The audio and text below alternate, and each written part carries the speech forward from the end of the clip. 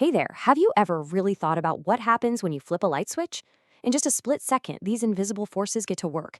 It's all because of electricity, and today we're going to break down the three big ideas that make everything happen. So let's get right into it. Just think about it for a second.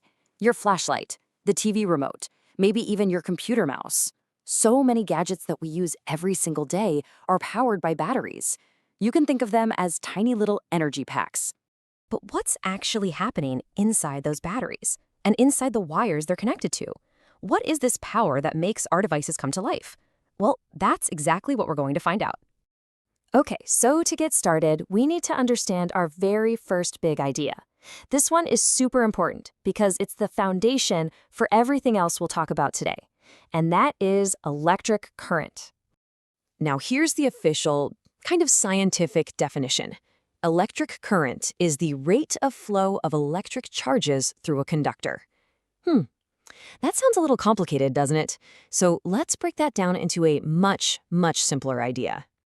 The most important word to remember for current is flow. Seriously, that's it. Imagine water flowing through a pipe. Electric current is basically just like that. It's just a steady movement of tiny little charges flowing through a wire. And, we have to measure this flow somehow. We do that using a unit called amperes, which we just write with a capital A. And when you see this in a science formula, the symbol they use for current is a capital I. Okay, so we have a flow. But things don't just flow on their own, do they? Think about that water in the pipe again. It's not going anywhere unless you turn on the tap and give it some pressure. Well, electricity is the exact same, and that pressure, that push, is our next topic. The science name for this electrical push is voltage. Officially, it's defined as the potential difference between 2 points. But really, all you need to know is that this is the thing that gets the current moving. So from now on, just think of voltage as the push. It's the force that makes the electric current start to flow, and it's what keeps it going. So more push means you get a stronger flow. It's the power behind the current. And we measure this electrical push in a unit called volts, written with a capital V. This tool right here is a voltmeter, and its only job is to measure the voltage, which is just the amount of push in a circuit. All right, so we've got a flow and we've got a push that makes it happen. But is the path for that flow always perfectly smooth and easy? Nope, not always.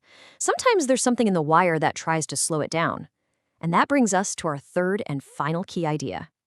This is called resistance. And honestly, the name kind of gives it away, right? Its job is to resist or slow down the flow of the electric current.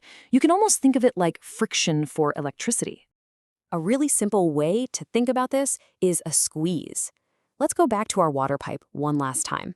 If you step on the pipe or squeeze it, less water can get through, right? Well, resistance does the exact same thing to electricity. It makes it harder for the current to flow. So, how do we measure this electrical squeeze? We use a unit called ohms, and its symbol is this cool Greek letter, omega. And in formulas, the symbol we use for resistance is just a capital R.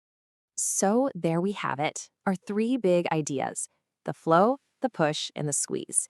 Now, let's just take a quick second to put them all side by side and see how they're all connected to each other. This table is a perfect little recap. We've got current, which is our flow, and we measure that in amperes. Then we have voltage, our push, measured in volts. And finally, resistance, the squeeze, which we measure in ohms. It's a great little cheat sheet. And this shows us how they all relate. It's pretty logical if you think about it. If you have more push, that's more voltage, you're going to get more flow or more current.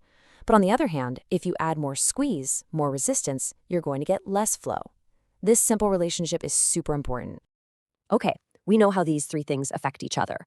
But what if I told you there's a single, beautiful little rule that connects them all with a simple math formula? Well, there is, and it's called Ohm's law. So the big question is, how can we take our push, our flow, and our squeeze and connect them all together with one simple, reliable rule? The law itself says that the current is directly proportional to the voltage. Now, directly proportional is just a fancy way of saying what we already figured out. More push gives you more flow.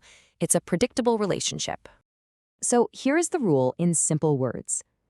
The amount of push is equal to the amount of flow multiplied by the amount of squeeze. Push equals flow times squeeze.